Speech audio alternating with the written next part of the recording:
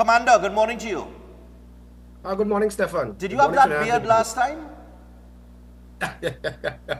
That's it. Yeah, it was slightly smaller. Yes, because I couldn't remember I couldn't remember a full beard like that. So I'm not going to say, but wait now. I wonder if they have the right man on, or if I sent the email to somebody else. No, but let's get into it. Of course, you're a consultant for UN Lyric. I explained what that organization is before we went to the break. We are back from the break. You're also a specialist or an expert in small arms and, well, it's small arms and what's the other term? Light weapons? Light weapons. Nice. Small arms would be caliber less than 50 caliber, and light weapons are those sorts of weapons that you can use and move around with two or more people, like javelins and RPGs and stuff like that. Okay, brilliant. So you are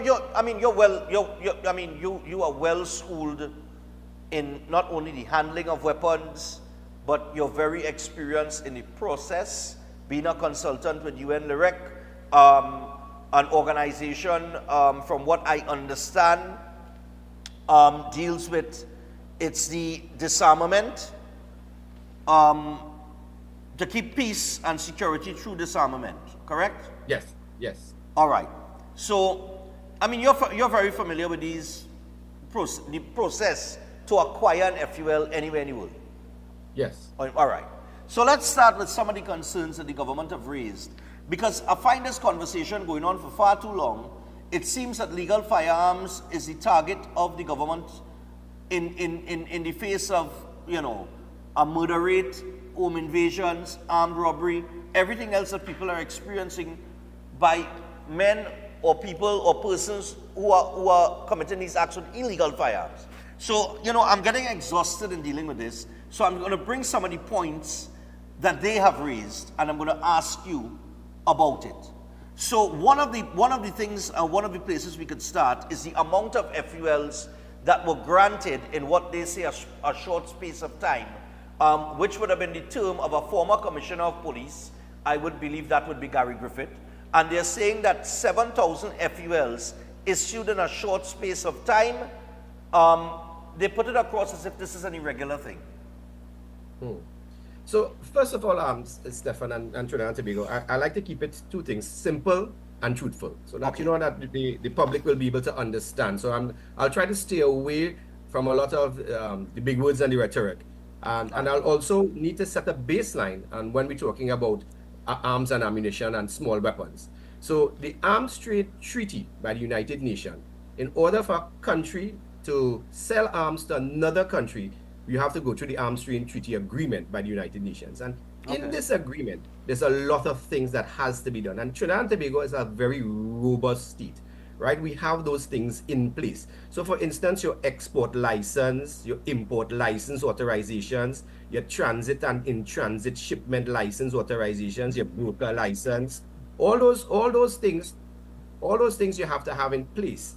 Your information on weapons transportation providers, and your denials of export and import license. So it's a very robust regime that needs to put in place before a state exports arms and ammunition to you. So we have that as a baseline, and we recognize Trinidad and Tobago has that in place. That is why the US, Brazil, and all these arms producing countries can export arms and ammunition to us. So we start there, we have that in place.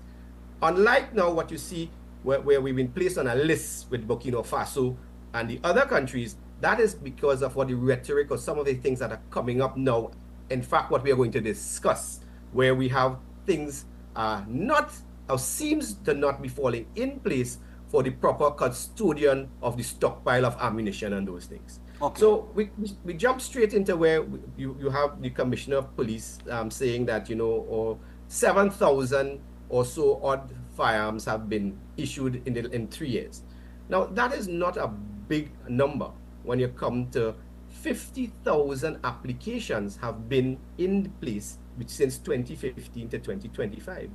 It means then that the commissioner or the person who was in charge would have been doing just about 2,500 per year in order to reach that number 7,000. it's something seems to be wrong administratively within the service or at the administration of allowing people to have an FUL. Something had to do. What was blocking the system? What was causing that? What is the administration defects that you could not have processed the amount of firearms in place? So you are now cribbing a commissioner, you're now cribbing someone who was in place and was doing their job by actually processing those firearms in a readily manner. Now, you could argue to me that the process of issuing a firearm is long. Now, the investigative process in Trinidad and Tobago, if you want to investigate and issue a firearm, you have all the information for these individuals. You have their name, you have where they live, you have where they're going, you have their family background, every single piece of information you have. So the process should not take that long in order to issue a firearm. And if you're telling me that you are doing that, you're taking so long to issue a firearm or actually go through these files, what do you expect the public to look at when you have murders, 500 murders, and you don't have people? You have to investigate these things. You can't investigate 2,000 firearms that you have all the information for. You expect people to investigate the murders that you have to actually go and investigate for. So there's a miscommunication. It's not falling in place. So there's an administrative gap that was there, and now you have a commissioner of police that was actually putting things in place, doing the right thing, going through the firearms, and actually dealing with it. And if you're not going to approve the firearm, you'll let the firearm appeal board deal with that.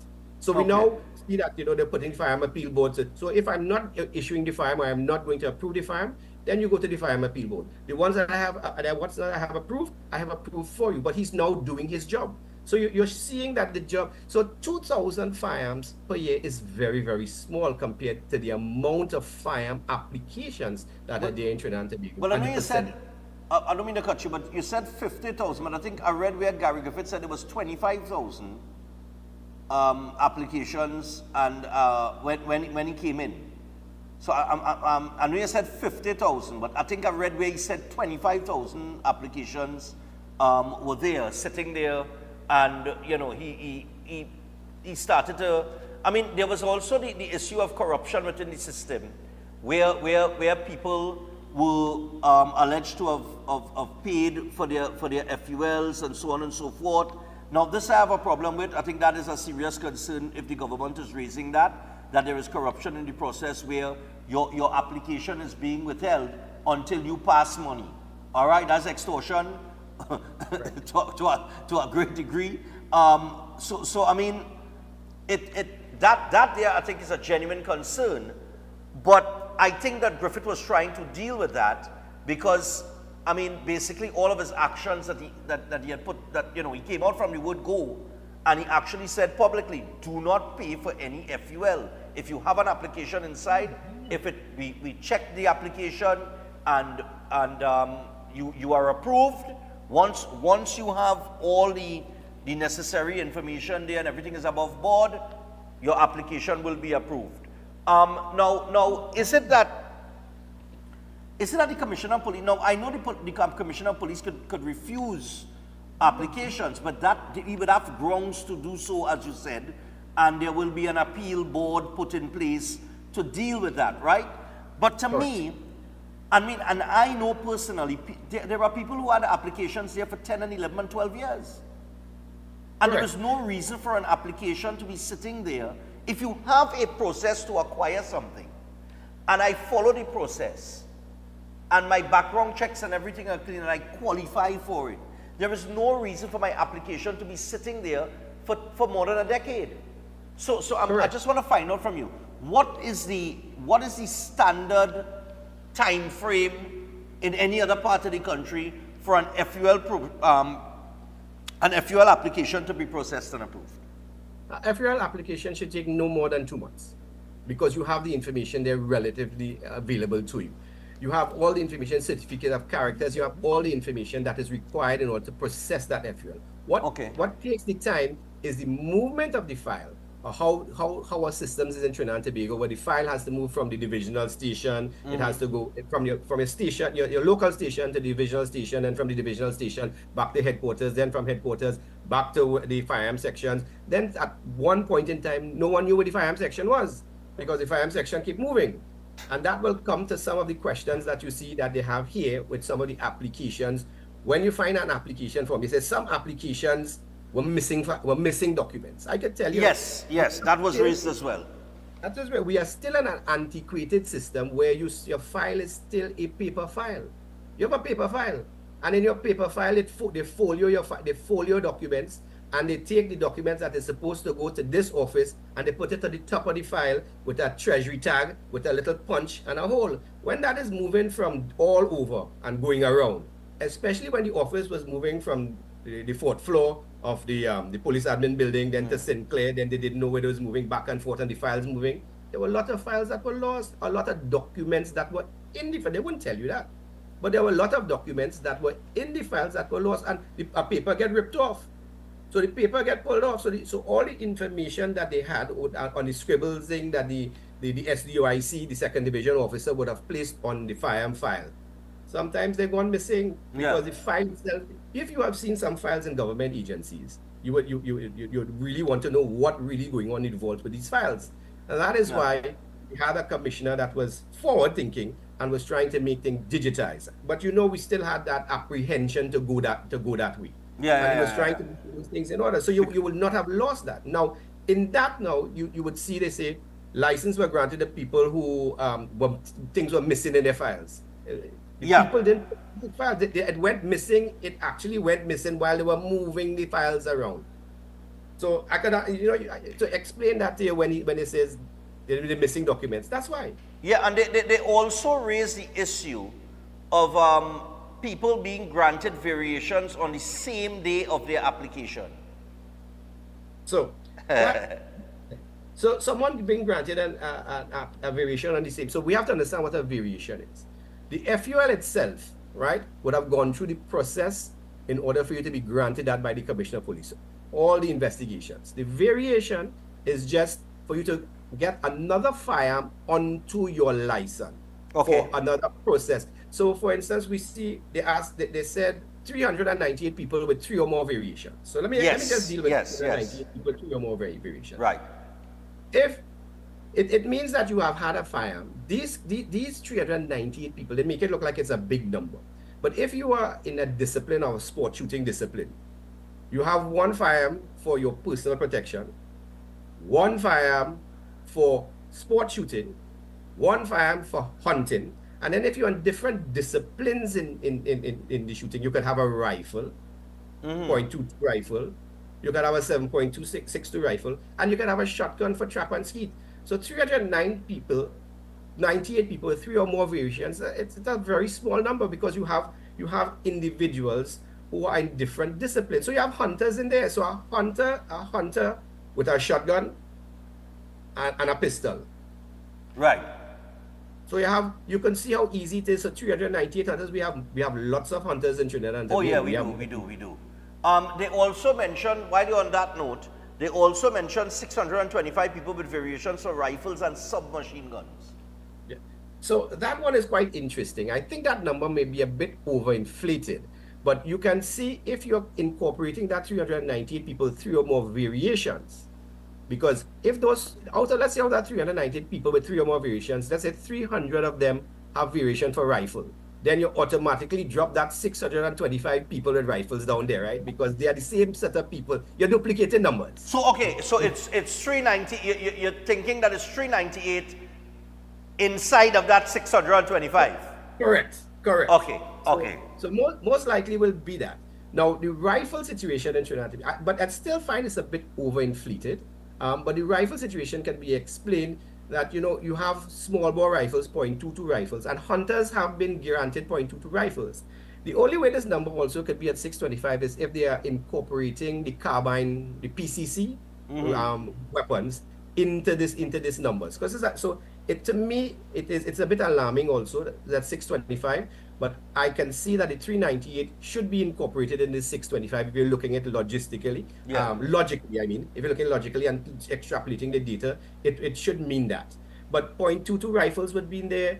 The only 5.56 rifles, which would be categorized as the high machine gun those rifles were only issued to security companies and security firms.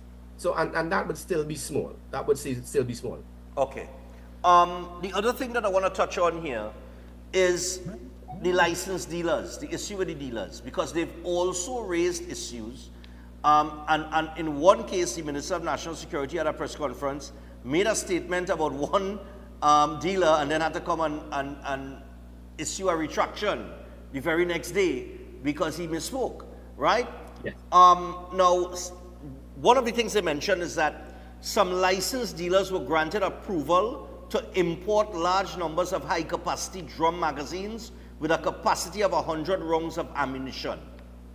Let's start there. Is that for a dealer out of the ordinary? Is that extremely high? Is that, is that odd? Is that peculiar? Is that, is that strange? Is there anything there that worth investigating, in other words?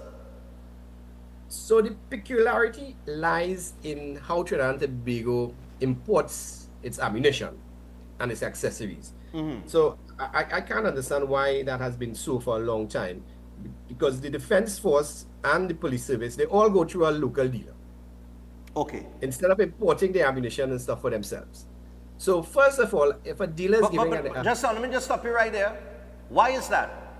I can't say. You can't say why they go through a dealer rather than... That's a peculiarity that Trinidad and Tobago has, a peculiarity that they do have. All right. So, it's worth exploring. It's worth exploring why they haven't gone away from that. I think it has to do with the procurement processes and how the government releases funds. Okay. All right. So, with that peculiarity, that ambit of importing those things lies squarely on the shoulders of the dealer. So you find the dealer now, you can't have, our local laws, you can't have more than 50 rounds. So a dealer cannot import a magazine of 100 rounds knowingly for a civilian. So these are not civilian imports. These imports of these drums are actually for law enforcement personnel to use. So, so some of the imports are actually for law enforcement to use in training and exercise to see if they will like to have, if these drums are compatible with their operational tactics, if they will be able to use them. They will go through a certain amount of tests. So the dealer will import maybe 3 or 4 of these drums, give them to, I can't say which organization will ask for it, maybe the Defense Force, maybe prisons, maybe the MOPS. They will give it to them. It will be handed over to them on loan because it will still belong to the dealer. And they would go through the process of in training to see whether or not that would be the maker, manufacturer, and the type of drum or type of accessory that they will require in order for their operational use. So this thing about the drums being imported for civilians, that's no, because a civilian cannot have more than 50 rounds. Right. And the dealer knows that they can't sell a civilian more than 50 rounds. They can't. And as I explained in the beginning, when I started, these things are highly regulated with the Arms Trade Treaty. And the Arms Trade Treaty is the United Nations Arms Trade Treaty that all countries are stated to. So we can't, and that's why our dealers get their license and we have all these things in place. And I alluded to it in the beginning. You can't have, so saying that the dealer has granted a import permit, you're telling the truth, yes, but you're not saying why. You're using information, but you're leaving the information up for people to, and that's why I came on this program for, to clear up some of these misconceptions. So you have the dealer bringing 100 round and you're thinking that, who's that for? Who is he going to arm? Is he arming for a coup? No, it's for law enforcement. Right. Everything there is for law enforcement. All right, just real quick here, because we just got about 5 minutes or 6 minutes left. They also raise the issues of some families with 25 weapons, and in one particular case, 33 weapons in a household. And also raise the issue of housewives acquiring variations for 8 of the 33 weapons in the household, and holding as much as 10 weapons. I mean, all of these were brought up. I mean, this actually came. They actually said these things, that these were, So I'm just asking. we don't have the information in front of us, and obviously the police service will not give that information Because it's highly as to who confidential, went. yes. Highly confidential. But let me just when you use information, they say that one person has 33 firearms. A firearm dealer or a person who has a company, the firearm user's license is actually on the person's name. It's not on the company's name because the license goes on that person's name. So this could be someone that has a company, a security firm or something. A security firm, and he has 33 firearms on his inventory, and his license shows that. So they're not going out to extrapolate and said, well, it is one. Yes, it is one person, but the person has a security company and he has 33 firearms on his license. And according to that, he will also have FEPCs for his employees. So they're giving you half-truths and innuendos. They're not giving you the full information in the public domain. So they're putting this out there for you know, the fearmonger, and that is something that, you know, we have to look at. You know, why would someone want to do that? It is very concerning. It's very concerning. Yeah, I found one interesting about the Housewives. So lots of individuals out there. You have housewives who are pilots and doctors and lawyers, but they are no longer acting in that capacity. So they prefer to call themselves a house. Not everyone wants to say I'm doctor this and I'm doctor that, you know. Right, but we live in a society where everybody likes accolades on their name. Right. So you may have a housewife who is actually on the Olympic team, Trinidad and Tobago, and she is shooting a .22 caliber rifle. She's shooting shotgun and trap and skeet, and she's shooting a 9mm pistol. Now, when you're at this caliber of shooting, you're representing us at the Olympics or any sport. You can't have one weapon, you know. If the weapon breaks down while the sport going on, what you're going to do? Right, yeah, you must have another weapon, yeah. You have to have a backup. Yeah. Now, somebody might argue, you know, why do you buy parts for it? But if you don't know what could break, so if you buy parts, you have to buy the whole gun in parts. Because if something breaks in the gun, you have to buy the whole gun. So necessarily someone has 2 firearms when they're competing in 3 disciplines. So it means that in your variation, you have 6 firearms. Right. You have a 9mm, you have a shotgun, and you have a rifle. So that's 6 there. And then if you have to protect those weapons while you're home, you would normally have a weapon for self-defense. So the housewife has 7 weapons on her inventory. But we want to. So a housewife can't have a housewife can't be an Olympic shooter. A housewife can't be a hunter. We have housewives doing lots of things. Yeah. That's true. There are women are involved in all sorts of competition, sport, activities, things of that nature. So I mean, this is not something out of the ordinary to occur. And just finally here, before we run out of time, there is the issue of certificate of character, which is a required document. And I want to bring up the issue with the general manager of a store that was charged for possession of drugs in 2012, but was granted an FUL in 2021. And connect the two. So would a certificate of character not have been required for that general manager, and should that not have come up on his record that he was charged in 2012 for possession of drugs, and be an automatic disqualification for the FUL? Obviously. So that means that there are some administrative processes that are within the police service that need looking at. Certificate of characters. If that is the case, then you have to look at your certificate. You have to do an audit on your certificate of character machinery and what is going on in that department. Because there's no way that you can do that. And if that is happening, there's something wrong with the court and records process. So you're linking things here that are outside of the remit of the police service, but it has the judiciary involved, because some of the things, the infractions that happen, supposed to be in the magistrate's book. Now, linking those things to the police service, making it IT, is where this requires. We still have people going and have to look in the magistrate book and all these kinds of things for this. And these are some of the things that will cause this to happen.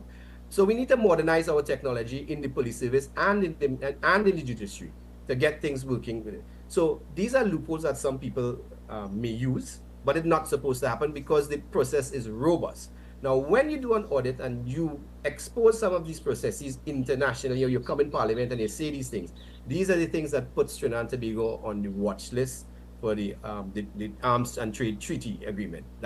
That's where now you're now going to get we as the United Nations, or as the governing bodies, as the watchdogs, are going to come and actually audit and ask if you are actually looking at your stockpiles and stuff properly. Okay. If you're marking the weapons that are coming into the country, if you're marking the ammunition properly that is coming in, so that there's proper accountability for it. And that comes back to the process, one of the questions that you are asking, what is this 70,000 rounds that are missing from the SSA? So this 70,000 rounds that are missing, it can't be missing because it hadn't been diverted. It left from where it was going, and it actually came to the SSA. So the SSA has those rounds. What happens is that they can't account for it as it is now, to date. But somebody's responsible. Somebody would have received those rounds. It would have gone into some armory or some stockpile. So it is there. It is to find out who is responsible for it. Because if it had diverged, it means it was going to something else. All right. Well, Commander Dindial, I want to thank you for joining us. That's our time this morning. The SSA issue is one that we may have to discuss maybe next week. I'll talk to you and see if we can get into some of the nitty-gritty with that. But I think there's a lot of things to have a conversation on there. But I'm out of time for this morning. I want to thank you for joining us and the information that you brought. And I look forward to chatting with you on that SSA issue maybe next week. All right? But thanks a lot. Have a good one. Yep. Thank you.